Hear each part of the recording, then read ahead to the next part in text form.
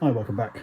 Today we're going to take a look at this fanless wonder here. So this is a embedded PC. Well, it's a PC that is fanless. You can see a huge heatsink on the top. It's packed with expansion ports. So on here you've got a couple of USB 2s, 4 USB 3s, power switch. On the back, bucket loads of more expansions. So a couple of NICs, 4 more USB 2.0s, HDMI, audio. There's 4 COM ports, a VGA and PS2. So that's really cool. There's also space for some Wi-Fi antennas if you've got the module. The only weirdness with this is the power is 12 volts, which is cool, but it's got this weird 4-pin jack arrangement. So I had it was sold. I got a couple of these together, and they cost like 30 quid, I think, for the pair or something ridiculous. There's SSD, I believe, under that compartment there. So the model, by the way, is it's a Distec Ltd ESI604-DC. So, like I say, 12 volt, 5 amps. And I thought, I think I might have a power supply for that, or at least one with the right connector. So here it is, and that is rated at what the hell is rated at? What is it? 6.6 amps. So it's got enough juice, and that weird connector, and the connector does fit. Sadly, my probes are too big for this, so that makes it a bit tricky to test the polarity of it. And the reality is I'm going to have to open the thing up anyway. I need to see what's inside before I mess with it, because I like taking things to pieces, let's be honest. So let's just whip the top off and have a look. Full disclosure, I did have a quick look before, and there's a very weird arrangement with this thing. So this is fanless, as I say, which is good. That heatsink is massive. But the slight weirdness with this is when you take the top off, that's the heatsink there, but you actually split the thermal paste. You break the thermal paste every time you open it up. So I think it's going to need a pad or something. I mean, I don't think it generates that much heat. Just look at that; it's all sort of milled aluminium loveliness. Yeah, I don't think it generates that much heat, but you know, even so, it's destructive every time you open the thing up, which is really annoying. Anyway, so let's put that to one side and take a deeper dive in what we've got inside. Board here, there's loads and loads of connectors for various things. There's a USB header there, so that USB goes to the front bit. Yeah, so there's a couple of USB. So this is the inside of the thing. You can see there's a couple of RAM sockets there. There's only one populated 2 gig DDR3 memory. There's an unpopulated header there for probably for the Wi-Fi card. CMOS battery, a few jumpers. There's a SATA connection there. I'm not sure what that is. That cable there on this board seems to disappear down. There's some unpopulated thing, a CN9. I'm not sure what that's for. Just generic, I think, connection 20 and stuff like that. So these ones look like COM port connections, and there's 4 on the back there. So there's one COM port there on the board itself, and there's 3 more. So that would correspond to 1, 2, 3. Yeah, there's 3 ribbon cables. There's another connector there. I don't know what that is. Something, maybe that's a floppy connector. I'm not quite sure what that is. There is actually an additional power connector. I noticed on this one that there's PCI, so in theory there is significant room for further expansion. I'm not sure how you'd mount any PCI card that was sat there. I suppose if it's a storage card or something like that, you could provide it. That thing, I don't know about that. That's odd. I'm not sure the specification of this unit, and of course, having ripped the cover off the actual heatsink, it's going to be a bit pissed off about the thermals, but hey, Also down here there's a whole load of other connectors. I think that's to do with, well, that one's a power connector. It looks like a floppy power connector. I don't know where the hell that goes. It's a power pickup for something. Yeah, so you could actually have fans and stuff, I guess, running off there. So let's just flip that over and pop that bottom cover off, and we'll see what we can see. There's a 60 gig Kingston drive there, so you can see those are the COM port headers, and there's other stuff going on.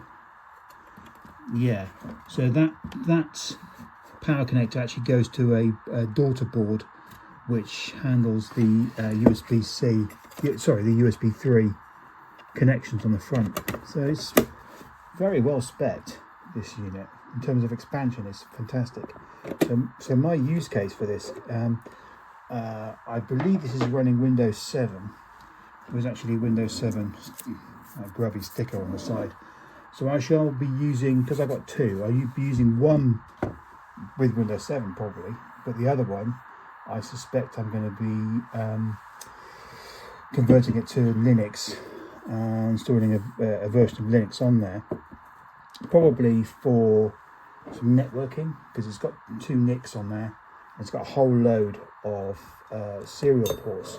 So I was thinking of a RAS box, a dial-in box for serial networking. So possibly with 2 separate networks.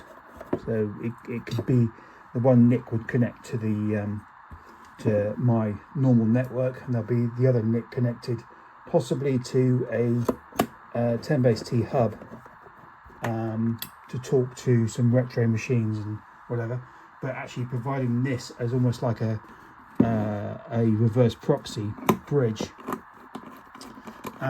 for who knows what. That is in the future. Right, so I've just put that thing back on, and I did that without thinking. I need to actually use this and figure out what the bloody power is. Oh, good job it's easy to come on and off, even though you ruin your flipping thermals. They're ruined anyway, I think. Right, let's try this yet again.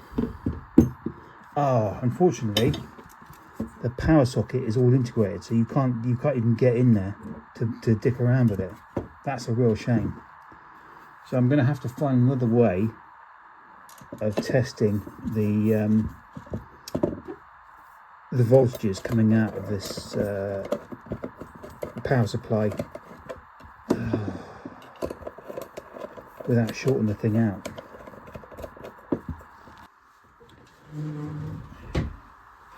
Well, let's sort the power supply out for this. I've got a kit here with various things. I think there's enough here for 2 connectors. So let's just put away one of them. So we only need to make one up at the moment. So that's there, that's there, that's there. Okay, that's it. I think that's enough for one. It's quite a complicated arrangement. I wonder how that works. So that obviously goes in there and goes backwards and forwards, but presumably that's got to stick out. So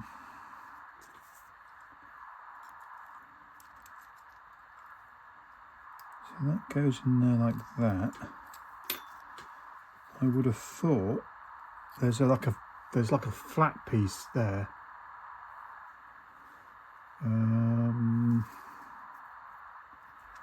I would have thought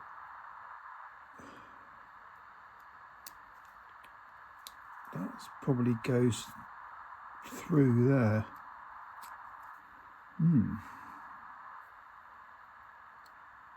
Because there's a strain relief. So I thought it would be sort of, sticking out like that sort of thing.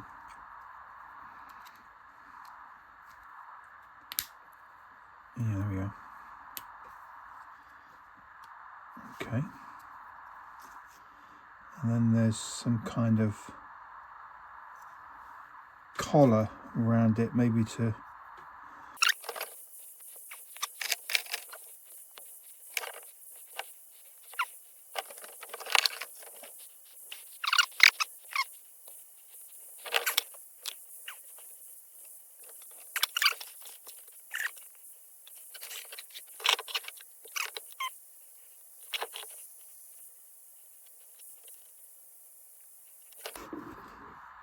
That's one of the most fiddly things I think I've done.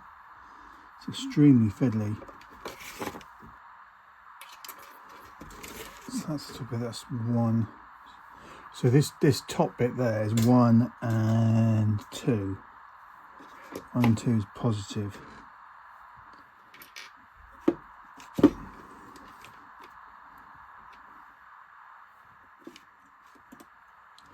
So I'm just going to do one of these and hope they're bridged.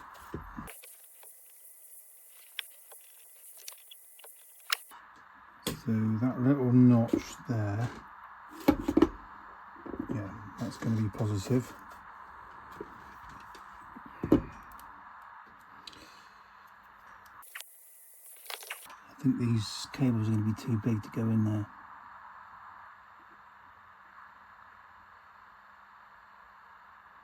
Yeah, they are.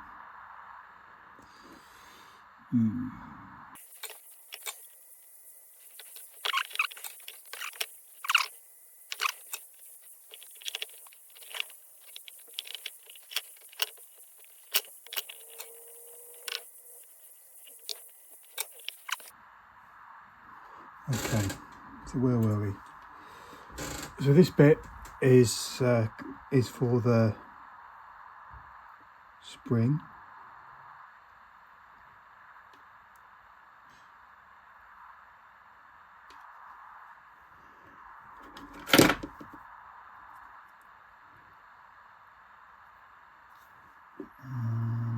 And there's it gets stuck very easily.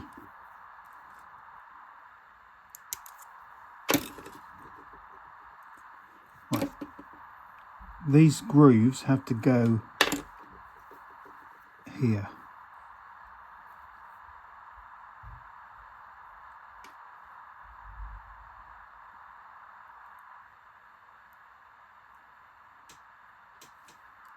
There you go. So that's mated at the end there. Okay, that's good.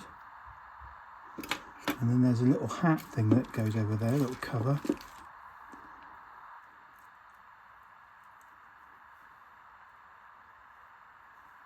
Which goes this way into there and then clips. Okay. Then the cable grips like that. Right. And then I forgot to put the bloody spring on. Oh, that's supposed to go in there like that. Oh, that's annoying. Fuck it. Oh well, it's going to have to stay off. It doesn't really matter that much.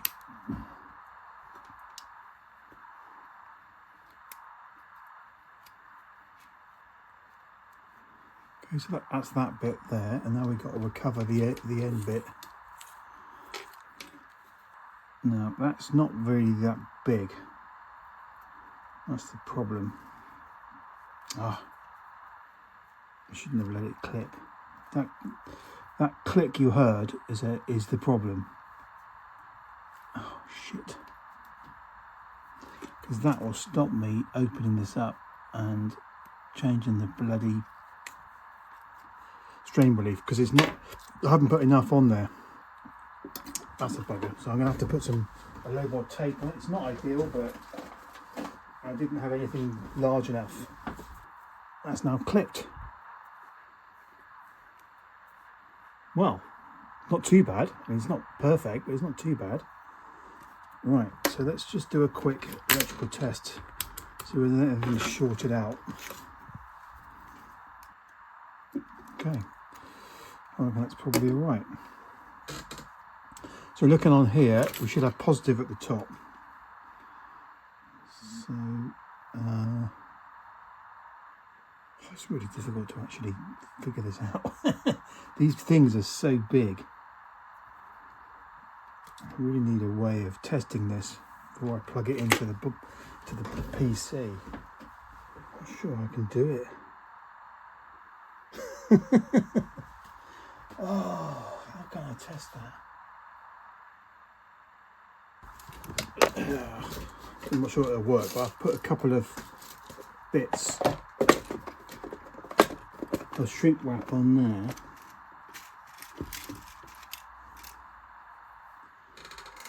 Can I thread that in so that I've got... that could work actually. So yeah, a couple of bits of shrink wrap, some wire.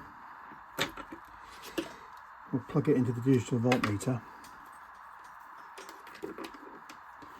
In fact, I'll just use one because it's on the bench.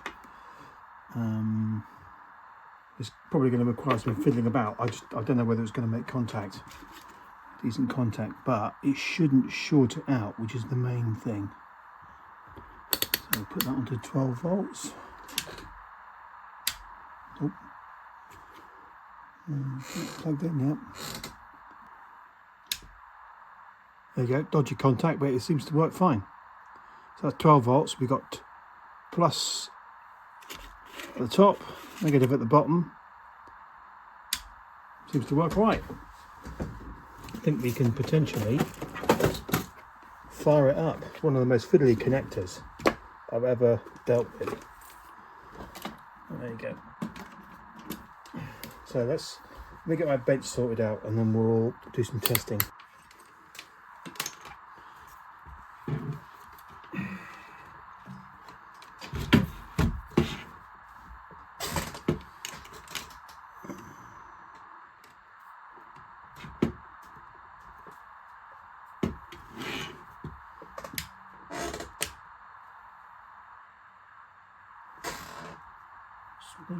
Screw on or not?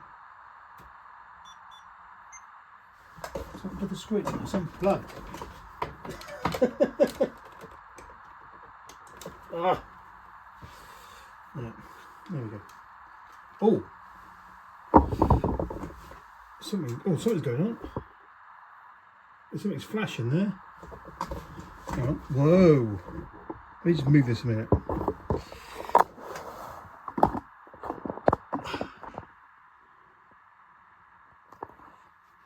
Biblioteca.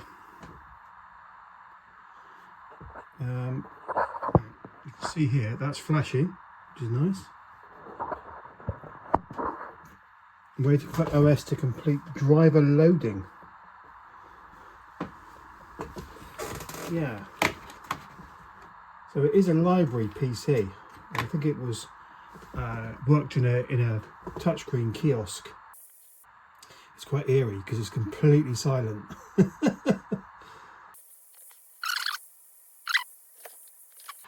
Okay, so it did have, obviously touchscreen. This doesn't have a touchscreen thing.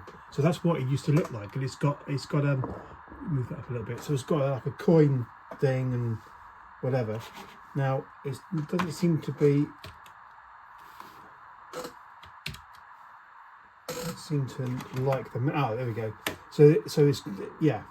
So it's an ELO screen alignment tool. So that's ELO is a pretty standard industrial touchscreen technology. It's got the right date, so that's good. Happy with that. TeamViewer 9. So there was obviously a remote support process set up. Brighton and Hove. There we go. So we know where it was. So Liberate is the program, and that's probably the thing that gets run on startup. So if we look at startup, app launch, yeah. So that's the thing that gets launched, and then it obviously goes online and does its thing. So let's just have a dig around. So it's Windows 7. I'm liking it already. Windows 7 Pro. It's been activated and the whole lot. So I think that's yeah. JL Children's Library, public, brighton-hove.gov.uk. So it is a genuine thing. Biblioteca, obviously that is a company that do this. All that looks okay. So it's a quad core Atom, which is nice. It actually gives you the specs there. So it's Windows 7, Surface Pack 1, 32-bit. Got 2 gig of memory. So what we could do, so I've got this one and I've got another one. So I think I might keep this, or one of them, running Windows 7. Why not? Internal. I think it's just spooky that it's silent. I don't know why I should like that so much, but I kind of do. Let's have a look and see what's on there. So yeah, it's a 60 gig drive.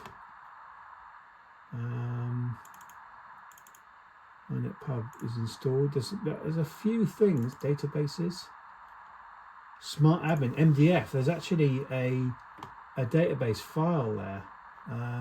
Not that old either. No, there's no software for that. So that's probably, I don't know if that's actually running the application. Scilabs, I don't know what that is. PC prep public test. Owen Morris, whoever you are, mate. Should have wiped it. Anyway, yeah. So I can create. Oh, let's update some installer. Interesting. Optional updates and some security updates. One's from 2019. Okay. Well, look, it is cool. This is never going to go on the internet. It's Windows 7. It's going to be an internal thing. I might even use it to play some games or something like that. Do I need it for games? I don't. I just feel a bit awkward. I think what I might do actually is get the drive out of here, 60 gig SSD, put it to one side, and then install Linux on this machine. One thing I have found is this thing here, which is a Wi-Fi module. It has the aerial adapter on it and the lugs to install it. Now on the back of this there's a cutout for the case. You punch it out and then we should be able to install Wi-Fi. So I'm thinking I've got a copy of Ubuntu version 24. I'd quite like to put that on there, a bigger drive. In fact, where did I put that? So I've got Ubuntu 24 on a stick, put the Wi-Fi on there, and where the hell have I put that drive? It's around somewhere. That's a 250 gig SSD. So I think I'll save that SSD because I'll have two. Presumably the other one I've got is identical to this. But I really want to start messing around with some Linuxy stuff. Most of the time I'll probably be using it via a shell, but it's also nice to have, you know, an OS, a GUI. Why not? Let's just have a look and see what the spec is on that. So graphics properties, what is that?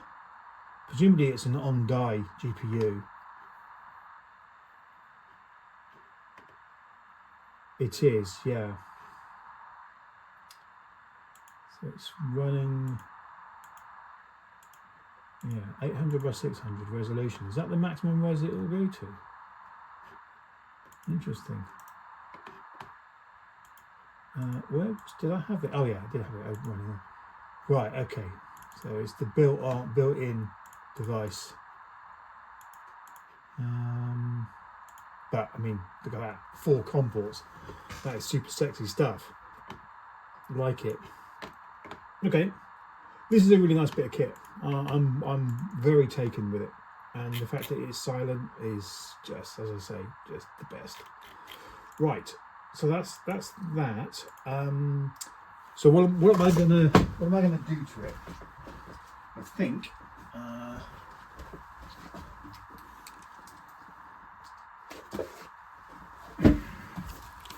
What am I going to do to it? I think, let me write some stuff down. So we want 4 gig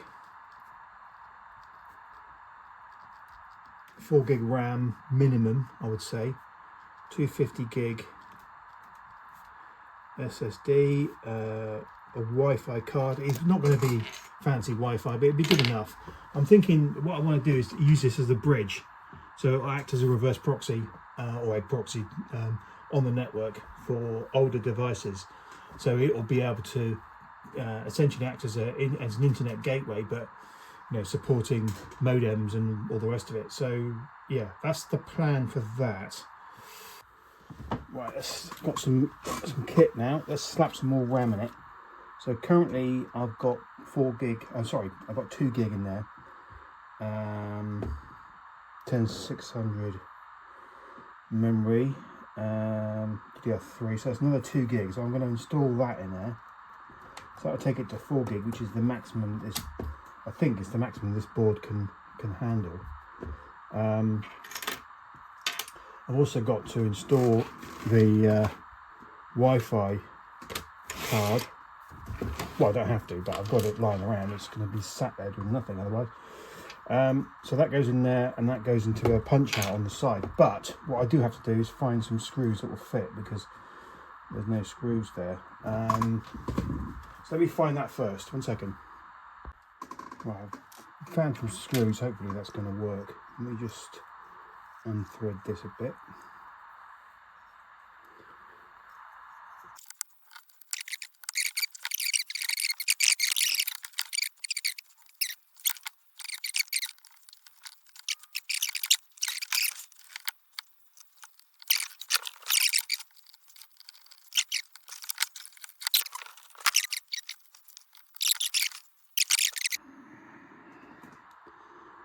I forgot all about that. There's actually a chamfered bit on it, which is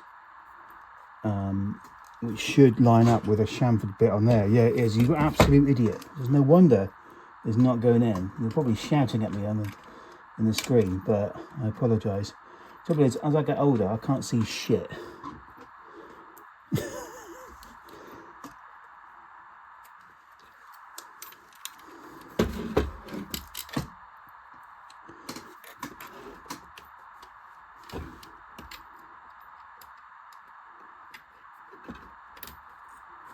Hooray! Flipping heck, Rich. What a palaver. You made a right meal of that.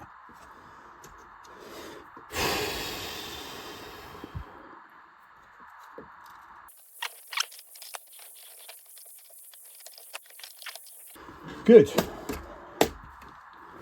Right, so that should be good there, and should be clear enough of the thermal situation. I do have to find the pads for that, but I'm not sure where the hell I put them. Which is a bit annoying. So let's just hope for the best for now. We will have to reseat these. So there's a slight offset in position. You can see that let me move the camera back a bit.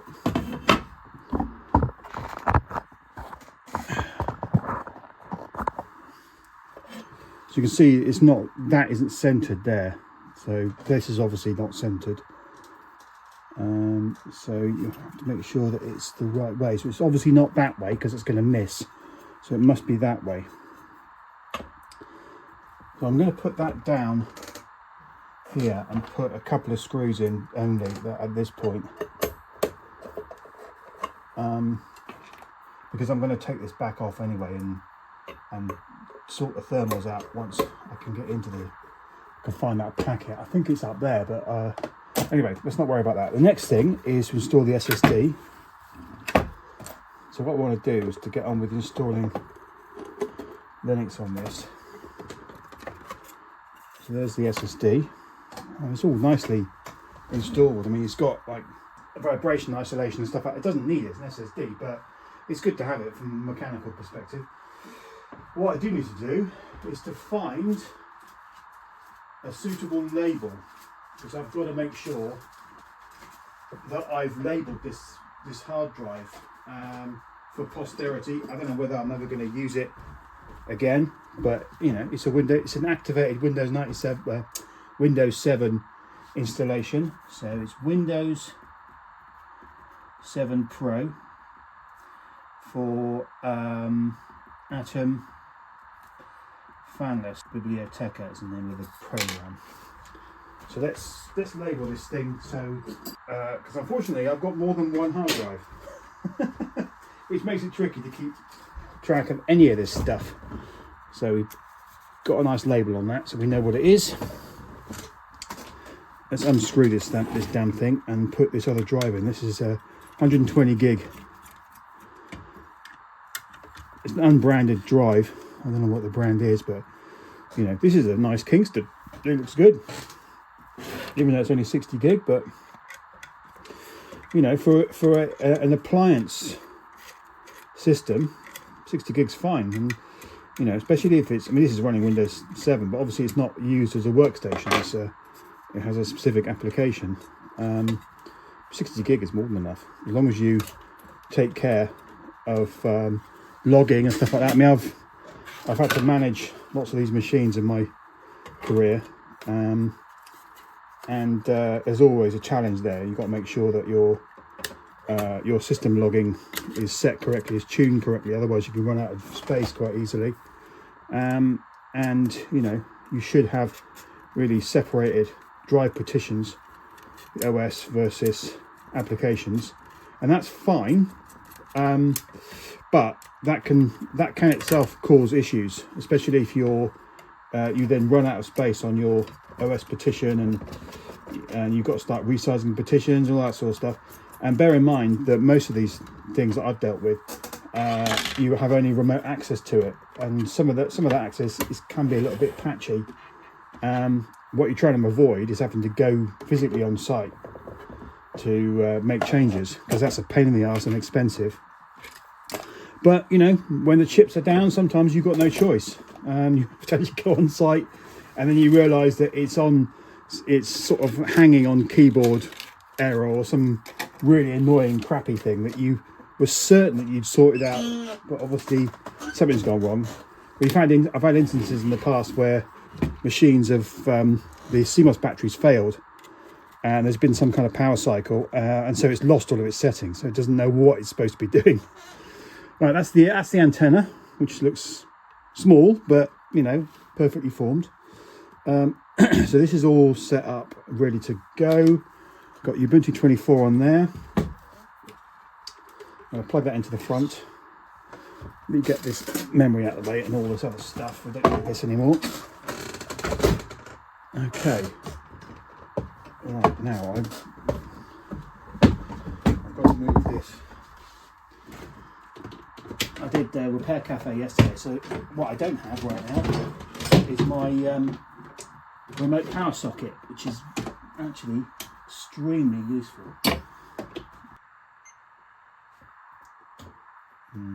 So, okay, well, it's booted. That's good. Active partition, yeah, okay. I'm going to say that there. It's going to... it's moaning because it can't find... It might be set not to boot from BIOS. Sorry, boot from USB. It's only... oh, yeah. So it's 4 gig of memory now, so that's good. Where's the boot? So boot priorities are set out. Okay. So we're gonna swap it round. So that should boot off the SanDisk now. Loads of options. I wonder why the HDMI don't work. Maybe that cable's dodgy. I don't know. Anyway, look. One thing at a time. When we've done that, and hopefully it can boot, I'll switch it off, and then I'll install that Wi-Fi module. I don't want to go through all that rigmarole without that, to be honest. Oh, it's going through a repeat boot sequence. It's not doing anything.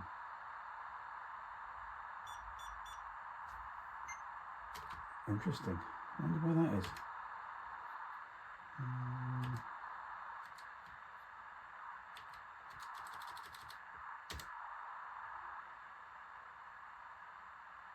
Restore devices, SanDisk, yeah, okay.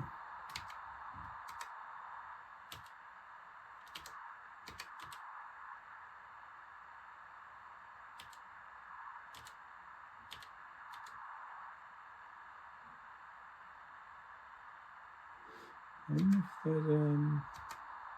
there's boot override. Oh, can you force it to boot on that? Maybe the stick is dodgy.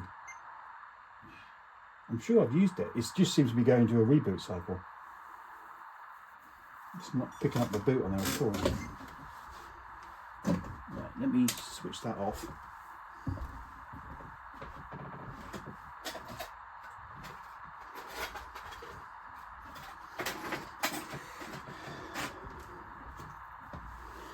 Right, I've got another stick here.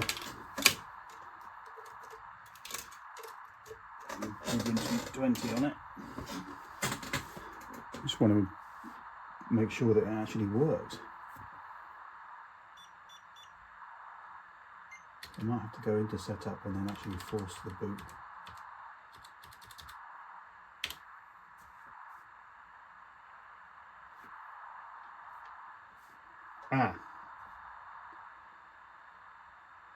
Okay, this is set to EFI, UEFI. Damn. Okay, well, at least it's booting from USB. That's a good thing. Let me find another one. I've got one somewhere. Okay, let's make a suitable USB boot device. So I'm actually going to change tack a little bit and go with Debian. So here's the Debian website, and I'm going to download Trixie, Debian 13 for DVD. You get a download, and then you get this place here. So that's the ISO for it. Then do a search for Rufus, which is the tool to burn the USB stick, and then I select it here. The device is already named Ubuntu Server 24. That wasn't booting properly, but hopefully this will fix it. Hopefully the label is not going to upset Debian. So hopefully it won't be able to see it. If it does, then it's self-aware, and then we've got bigger problems. Anyway, so I select the ISO. It's MBR, and the target is BIOS or UEFI, which is cool. So the label, that's all fine. So we can start that. Yep. Yep. Can destroy all data. Yep. So yeah, I'm not going to wait around for that to finish. Once it's finished, we'll then take it over to the machine and we'll see if that boots. The USB stick is done. I've plugged it in. Hopefully that should now boot.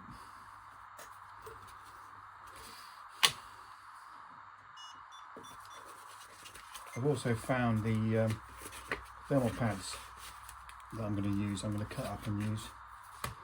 So I think it's trying to boot from Linux. Now it's booting off everything. So this is Debian. So go with a graphical install. Nice. Okay, that seems to be starting up. That's good. So I'm not going to continue the install right now, because what I need to do is just take this off again. I'm going to reinstall that Wi-Fi card. I don't think there should be any issues with that really. And I want to make sure that all of the hardware is present when I do the Linux install. So let me zoom in a little bit. I'm going to show you the state of the thermals on it. Hang on 1 sec.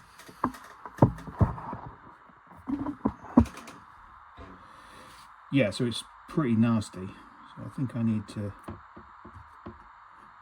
get this off. It's all dried out and is pretty janky. So undo that, and I'm going to get it off here as well. And if I cut pads to size on there, that's probably all we need in terms of thermal protection. Well, it's kind of all I've got available. I want to try and use these pads as opposed to paste. Hopefully I won't have to keep opening the case up again, but you never know. So let us do some rough sizing.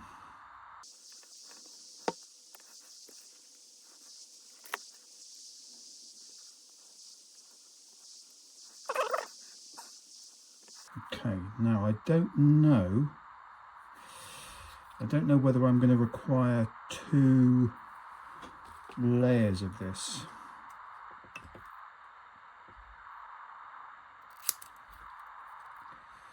So I think what we'll do is, if we'll get these pads on, we'll install it and then see what indentation it makes on the pads to determine whether it's making contact with the chip, with the die.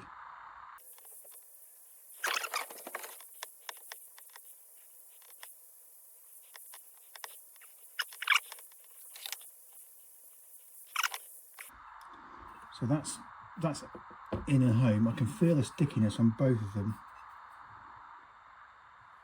Yeah, I think that one's okay. I'm actually taking a bit of crap that was on there, and that's also indented a bit.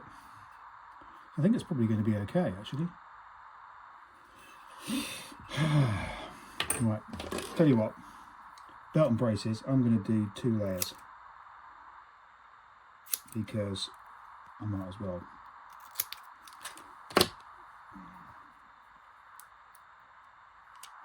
Okay, that should be good enough. Right, so that way round. I don't think there's anything else to do really in there.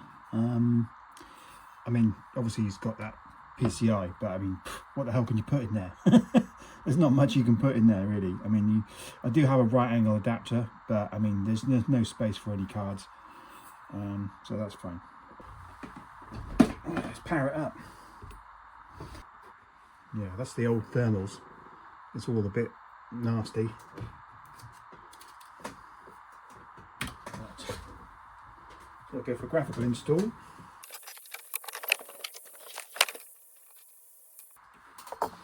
Okay, I'm not going to plug it into the internet at the moment.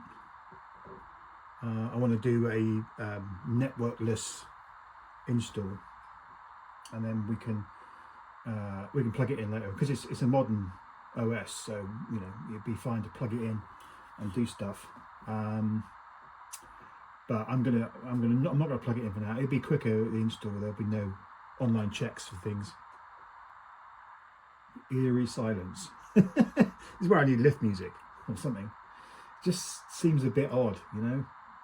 It's a bit creepy having it totally silent. It's just you're used to hard drives clicking away and fans and CPU fans whirring up and down depending on load and whatever. Yeah, it's kind of a thing you're used to. Even with laptops, modern laptops, which are fairly quiet, there's still, you can hear it. You know, it's actually, you get that feedback almost of a knowledge of what it's doing. You know, it's working harder or it's not working as hard or whatever. You know.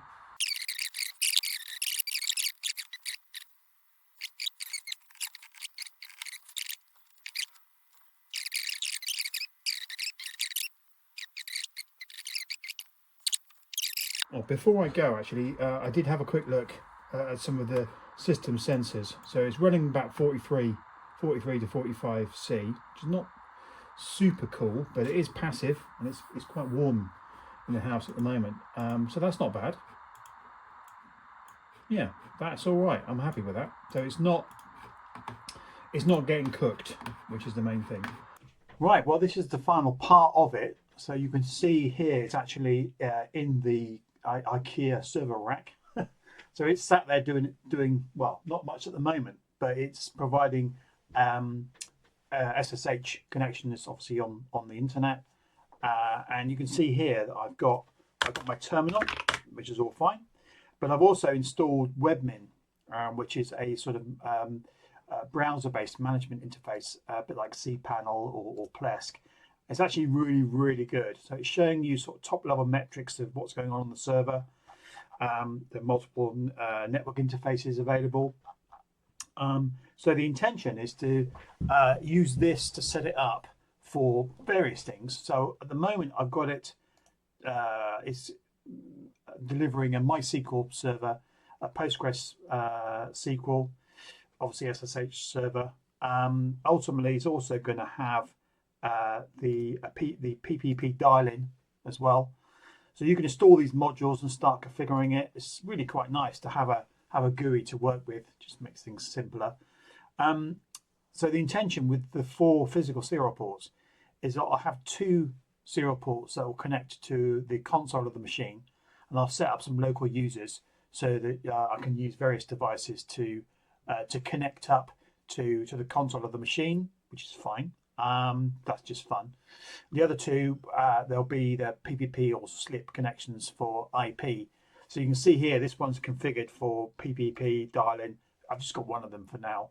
And the next step is to see if I can get some of these machines on the internet. So there's a 286 box. That's a Mitsubishi 286, very nice bit of kit. And that one's my Commodore PC-10 3. So that's 286, that's 8088.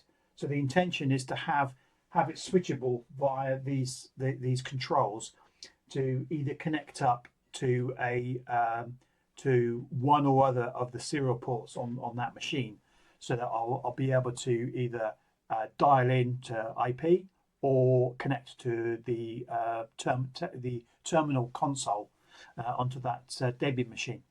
So that's going to be quite fun, I think. So I'll keep you posted as to progress.